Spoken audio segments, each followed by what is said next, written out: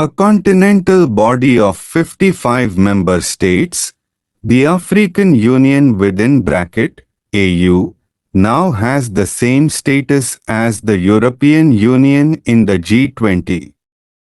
Granting permanent membership to the regional bloc strengthens the voice of the Global South.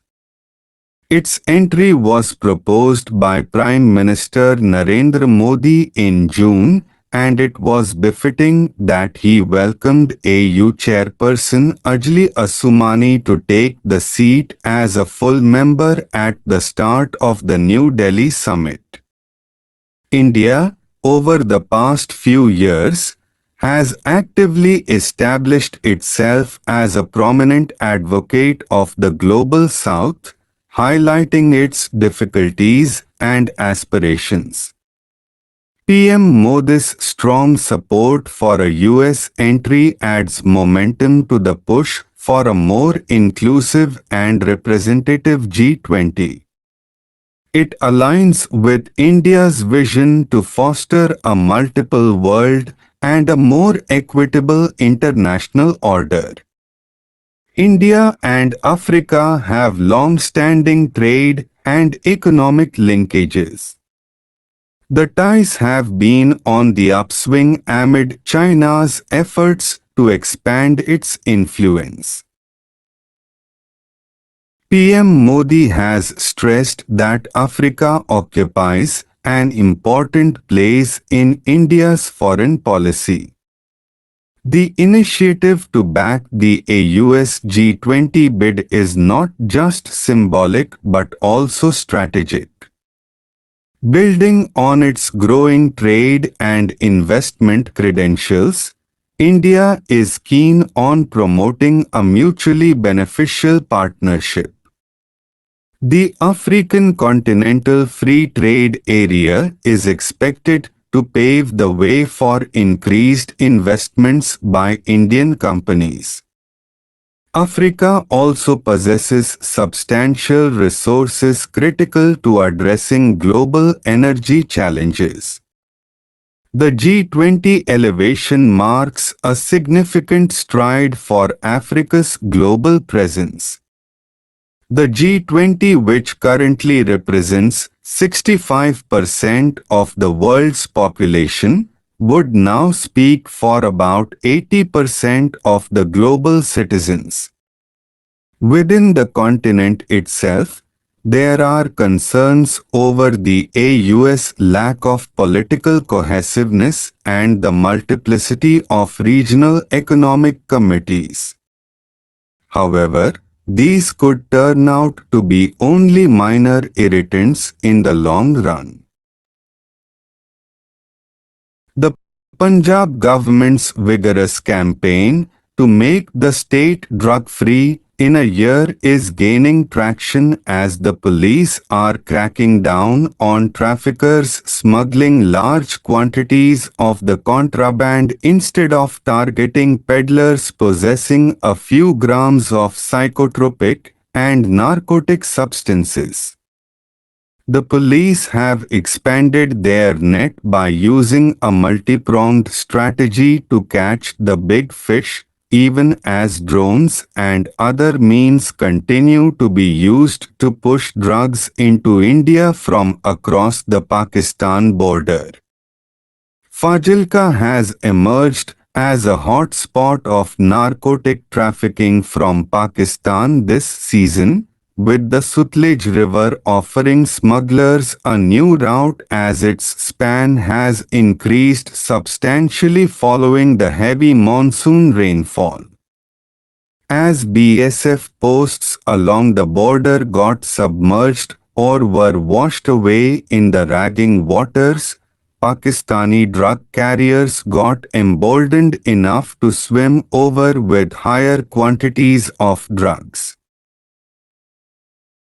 The Special Services Operations Cell of the Counterintelligence Wing of the Punjab Police has recovered 147 kilograms heroin from the smugglers caught in the district in the past 45 days.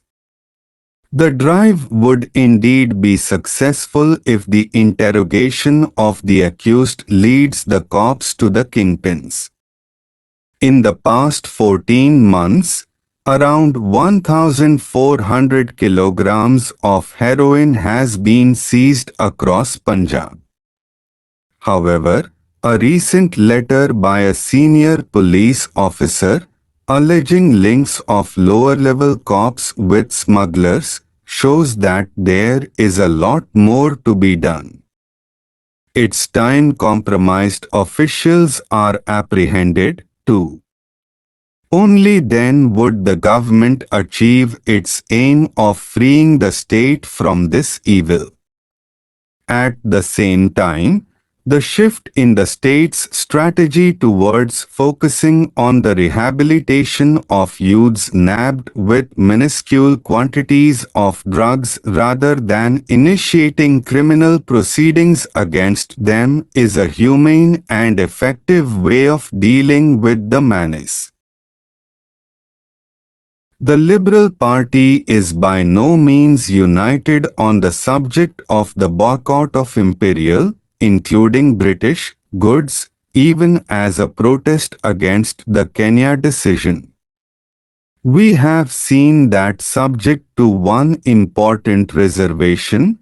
Jamnadas Dwarkadas is emphatically in favor of it.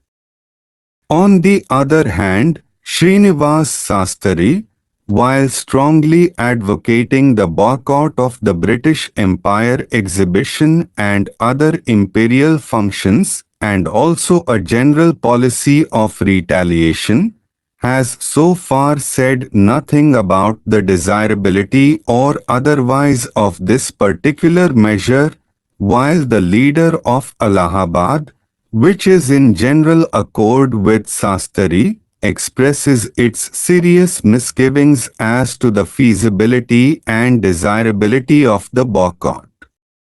It writes, "The boycott of British goods has been one of the principal weapons of political warfare in the armory of the Dastilak school of politics.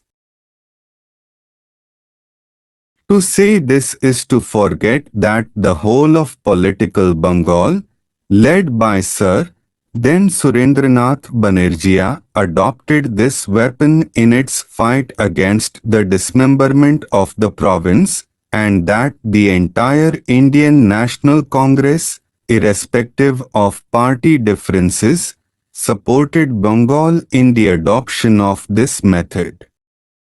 Who can say that the attainment of Swaraj or even the undoing of the Kenya wrong is a less important object than the rescinding of the partition of Bengal? Undoubtedly, the question of feasibility has to be seriously considered, and it has to be seen that we do not cut off our nose to spite our face. But it is exactly for this reason that the Bombay meeting suggested that the Congress should appoint a committee of experts to formulate a practical scheme.